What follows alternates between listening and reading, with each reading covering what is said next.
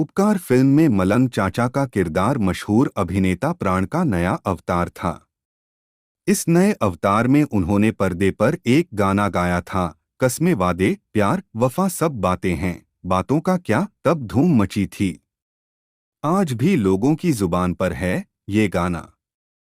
कैसे संभव हुआ था ये सब याद कर रहे हैं महान अभिनेता और निर्देशक मनोज कुमार। जब मैं उपकार की कहानी पर कार्य करते हुए मलंग चाचा के किरदार को विकसित कर रहा था, तो अपनी कल्पना में इस भूमिका के लिए मैं प्राण साहब को ही देख रहा था।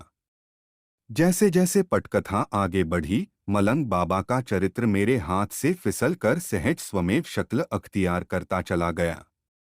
मैंने उपकार में एक ऐसा प्रयोग करने का निर्णय लिया जो ऐसी स्थिति में बहुत ही कम लोग करने का साहस करेंगे। मुझे पूरा विश्वास था कि प्राण उनकी आशा और कल्पना के अनुरूप ही प्रदर्शन करेंगे, क्योंकि प्राण की नाटकीय क्षमताओं से मैं इतना प्रभावित था कि मैंने फिल्म का सबसे महत्वपूर्ण गीत प्राण पर फिल्माने का निर्णय ले लिया। वह प्रसिद्ध गीत था कस्में वादे प्यार वफा सब बातें हैं, बातों का क्या। संगीतकार कल्याणजी आनंद जी को जब पता चला कि इंदिवर द्वारा लिखित इस गीत को पर्दे पर प्राण गाने वाले हैं, तो वे घबरा गए। लगभग रुआं से होकर मुझसे बोले, वे हमारे इस गाने की रेड पीट कर रख देंगे। यह पागलपन मत कीजिए। कृपा करके यह गाना किसी और पर फिल्माइए। आप भले ही इसे बैकग्राउंड में बजा दीजिए, मगर प्राण साहब पर इसे मत फिल्माएं। आह में उन्हें सकारात्मक भूमिका देकर राज कपूर फ्लॉप हो गए थे। मैं समझ गया था कि प्राण की खलनायक की सशक्त छवि से प्रभावित होकर ही ये ऐसा कह रहे हैं, और उन्हें यह समझाना कठिन है कि राज कपूर नहीं, बल्कि वह फिल्म ही फ्लॉप हो गई थी। हालांकि कुछ दिनों के बाद वे समझ गए कि मैं ऐसा ही करने वाला हूं।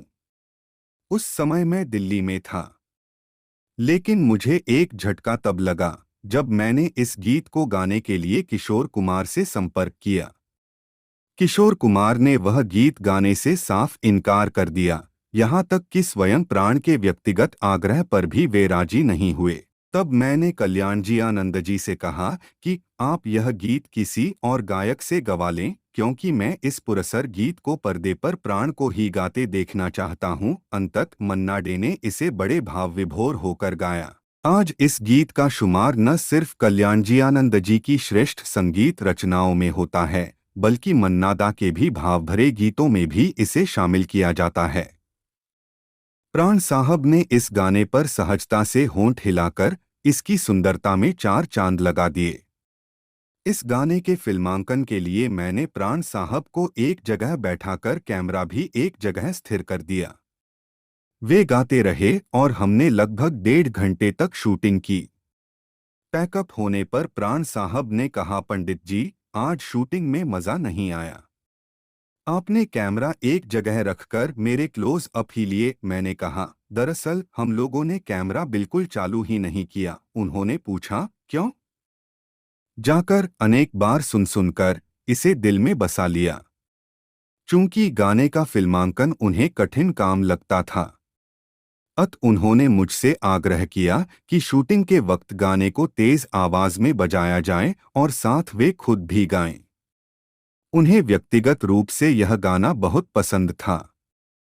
इसका फिल्मांकन भी काफी खूबसूरती से किया गया। वे थोड़े नर्वस थे, लेकिन इसके लिए उन्होंने कठिन परिश्रम किया। किसी को भी यह आभास नहीं था कि यह गाना इतना हिट होगा। पर्दे पर इसका पूर्ण प्रभाव देखकर सबसे पहली प्रशंसा और बधाई कल्याण जी की तरफ से ही आई। तब मैंने प्राण साहब से कहा, इस गाने को आप पर फिल्माने पर लोगों ने विरोध किया था। इसे पर्दे पर देखकर यह मानना पड़ा कि ज्यादातर सितारे गाने को मात्र होठों से ही गाते हैं, मगर आपने दिल से गाया है। आपने इस गाने में इस कदर भावनाएं भर दीं कि आपकी गर्दन की नसें तक उभर कर दिखने लगी थीं। साभार।